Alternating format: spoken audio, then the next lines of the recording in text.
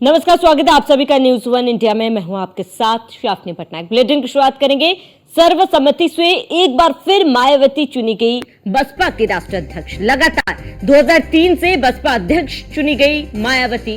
बड़ी जानकारी आपको बता दें, बैठक में आकाश आनंद का भी कद बढ़ाया गया। नेशनल कोऑर्डिनेटर के साथ 4 चुनावी राज्यों के प्रभारी की जिम्मेदारी दी गई है। आकाश आनंद को हरियाणा, जम्मू कश्मीर, झारखंड और महाराष्ट्र की जिम्मेदारी दी गई।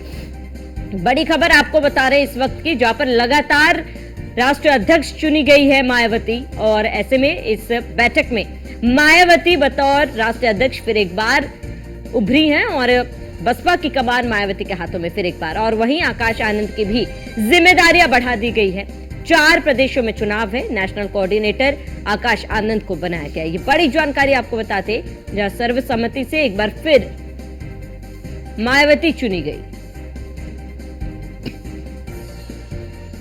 तो बड़ी जानकारी आपको बता दें, जहां लगातार 2003 से बसपा अध्यक्ष चुनी जा रही है मायावती। बैठक में आकाश आनंद का भी कद बढ़ाया गया है और कई जिम्मेदारी आकाश आनंद को दी गई। ये बड़ी जानकारी आपको बता दें, जहां बसपा अध्यक्ष का चुनाव हुआ और फिर अध्यक्ष चुनी गई है मायावती। उपचुनाव पर भी इस बैठक में मंथन हुआ है।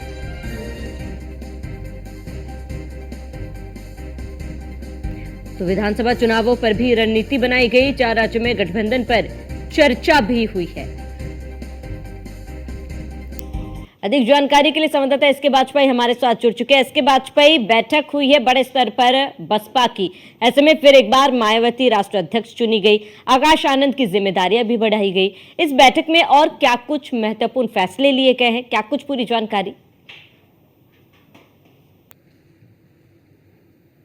और अध्यक्ष चुने जाने के बाद ही जो उनके भतीजे आकाश आनंद हैं, उनको भी विधानसभा के चुनाव होने जा रहे हैं, उसमें प्रभारी के तौर पर, मतलब वो चुनाव प्रचार की कमान संभालेंगे, उसकी जिम्मेदारी जो कि बीएसपी के वरिष्ठ नेता हैं, उनसे कुछ जानने की कोशिश करेंगे। 2 चीजें, एक तो बीएसपी सुप्रीमो दोबारा से अध्यक्ष चुन ली गई हैं और अध्यक्ष चुने जाने के साथ ही जो उनके भतीजे आकाश आनंद हैं, उनको भी जो अन्य राज्यों में विधानसभा के चुनाव होने जा रहे हैं उसमें प्रभारी के तौर पर, मतलब अब चुनाव प्रचार की कमान संभालेंगे, उसकी जिम्मेदारी भी दी गई है। हमारे साथ है सरवर मलिक साहब, जो कि बीएसपी के वरिष्ठ नेता हैं, उनसे कुछ जानने की कोशिश करेंगे। 2 चीजें, एक तो बीएसपी सुप्रीमो मायावती फिर 5 साल के लिए बीएसपी के राष्ट्रीय अध्यक्ष के तौर पर तैनात रहेंगी, क्या कुछ रहा आज मीटिंग में?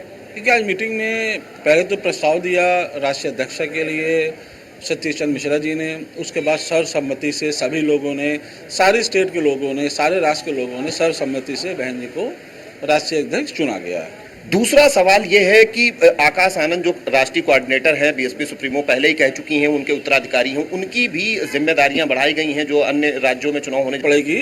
माननीय आकाश आनंद जी की बहन जी उनको वहां देंगे, चूंकि वो नेशनल कोऑर्डिनेटर तो है ही हैं, तो उनकी जिम्मेदारी तो पूरे हिंदुस्तान की बनती है, पूरे देश की बनती है। जो वोट बैंक बसपा का खिसका है, खासतौर पर जो कोर वोटर था 2012 के बाद, अगर हम देखें तो 12, 14, 17, 19 और 22, उसके बाद 24, क्या अभी देख पा रहे हैं, उसको लेकर क्या कुछ अंदर रणनीति रही? देखिए, लोगों ने काफी गुमराह किया है, कई पार्टियों ने बड़ा गुमराह किया है, आरक्षण के नाम पे हो चाहे किसी और चीज के नाम पे हो। लोगों को हम लोग बता रहे हैं क्या गलत है क्या सही है, बहन जी क्यों जरूरी है, लॉ एंड ऑर्डर चाहिए, आपको काम करवाना है, आपको सारी चीजें देखनी है, तो बहन जी ही जरूरी है, बाकी आप कोई जरूरी नहीं है। उत्तर प्रदेश के 10 सीटों पर विधानसभा उपचुनाव भी होने जा रहे हैं। देखिए, जहाँ तक शायद हमको भी संज्ञान में है और आपको भी मालूम होगा कि उपचुनाव बहन जी कभी भी नहीं लड़वाते थे।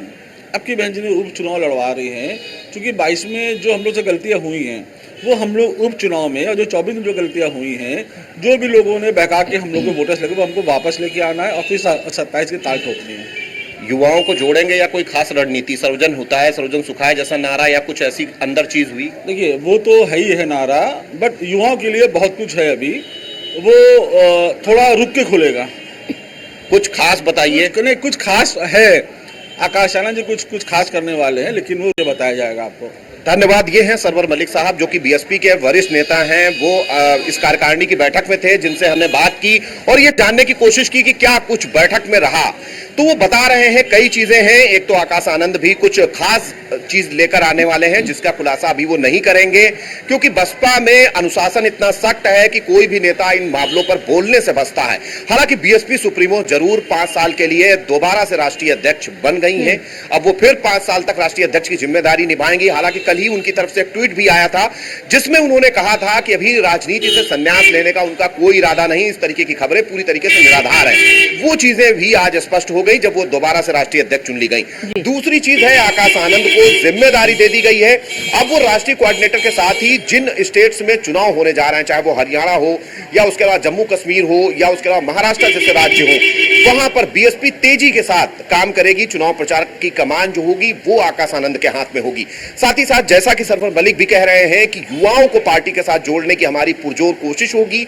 वो वोटर जो कि हमारा था, जिसको जाति जनगणना के नाम पे, जिसको जातियों में बंटवारे के नाम पर हमसे छीनने की कोशिश दूसरी पार्टियों ने की है, उनको दोबारा से पार्टी के साथ कैसे लाया जाए, इन बहुत सारे मुद्दों को लेकर अंदर सहमति बनी है। हालांकि कुछ चीजें ऐसी हैं जिस पर बड़े स्तर पर निर्णय लिया गया है, थोड़ी देर में उसका भी खुलासा होगा और वो चीजें भी बताई जाएंगी कि क्या कुछ अब बीएसपी रणनीति लेकर दूसरे राज्यों में और साथ ही साथ उत्तर प्रदेश के विधानसभा उपचुनाव में काम करने जा रही है। बिल्कुल, एसके वाजपेयी यानी कि Bahujan Samaj party full form में है। एसके वाजपेयी अभी मलिक जी से भी आप बात कर रहे थे, उन्होंने जिस तरीके से कहा केवल उपचुनाव ही नहीं, लक्ष्य 2027 का है और ऐसे में 2027 को लेकर कहीं ना कहीं ये बैठक बुलाई गई थी। केवल उपचुनाव के लिहाज से ये बैठक महत्वपूर्ण नहीं था, 2027 के लिहाज से भी ये बैठक महत्वपूर्ण था।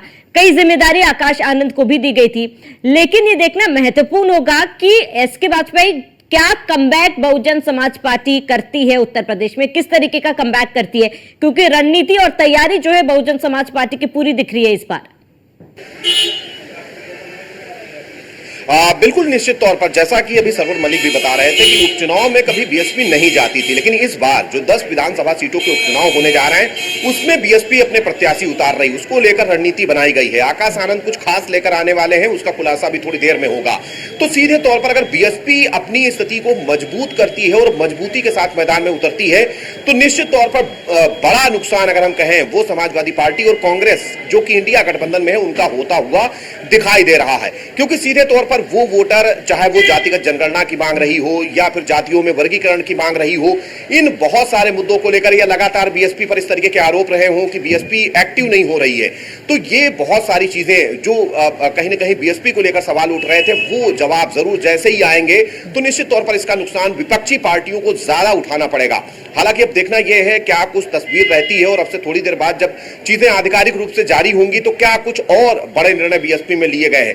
लेकिन एक चीज तो बिल्कुल साफ है कि बीएसपी उत्तर प्रदेश के साथ ही दूसरे राज्यों में भी मजबूती के साथ उतरने जा रही है। हालांकि अगर हम हरियाणा की बात करेंगे तो इनेलो के साथ बीएसपी ने अपना गठबंधन घोषित कर दिया है। बाकी के महाराष्ट्र और जम्मू कश्मीर में भी बीएसपी जल्द ही अपने प्रत्याशी घोषित करने वाली है। वहां पर भी गठबंधन को लेकर चीजें आज तय हो रही हैं क्योंकि वहां के भी डेलीगेट्स यहां पर मौजूद है। तो ये बहुत सारी चीजें हैं जो जल्द ही तय होंगी। उसके बाद कहीं ना कहीं ये चीजें निकल कर आएंगी कि क्या कुछ आज की बैठक में तय हुआ और अब क्या कुछ होने वाला है। खासतौर पर उत्तर प्रदेश के जो 10 विधानसभा सीटों के उपचुनाव है उसको लेकर भी 1-2 सीटों पर जहां बीएसपी ने अपने प्रत्याशी घोषित कर दिए हैं, बाकी की बची सीटों पर भी प्रत्याशी संभवतः आने वाले 1-2 दिन में घोषित हो जाए। तो ये बहुत सारी महत्वपूर्ण चीजें हैं जो कि आज इस कार्यकारिणी की बैठक में तय हुई हैं। ठीक है, ठीक है। इसके बाद में तमाम जानकारी के लिए जुटने के लिए आपका बहुत बहुत शुक्रिया।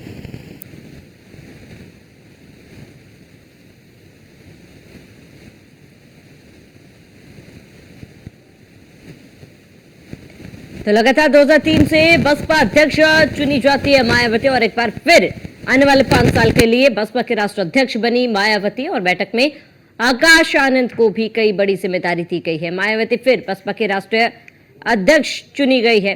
बसपा राष्ट्रीय कार्यकारिणी की बैठक में यह बड़ा फैसला लिया गया, सर्वसम्मति से राष्ट्रीय अध्यक्ष समाजवादी माफ कीजिएगा बहुजन समाज पार्टी की बनी गई मायावती और ऐसे में यह बैठक कई मायनों में महत्वपूर्ण है। अगर उपचुनाव की बात कर ली जाए, 2027 के विधानसभा चुनाव की बात कर ली जाए,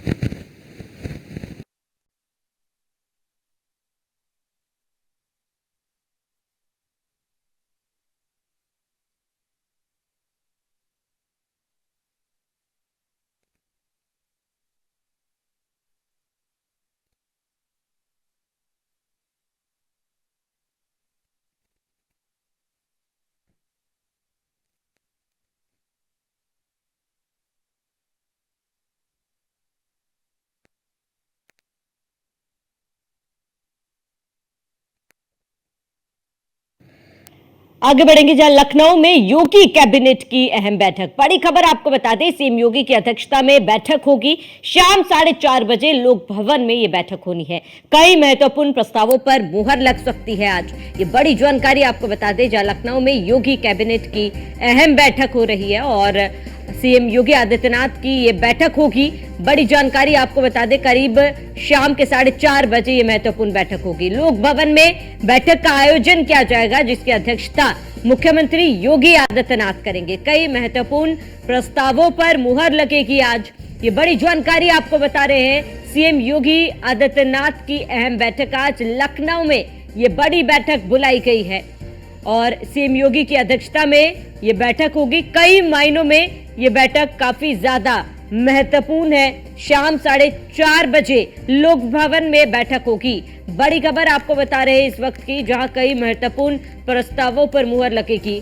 बड़ी खबर, अहम जानकारी आपको बता दें, जहां लखनऊ में योगी कैबिनेट की अहम बैठक। बड़ी खबर, अहम जानकारी आपको बता दें, जहां सीएम योगी की अध्यक्षता में बैठक।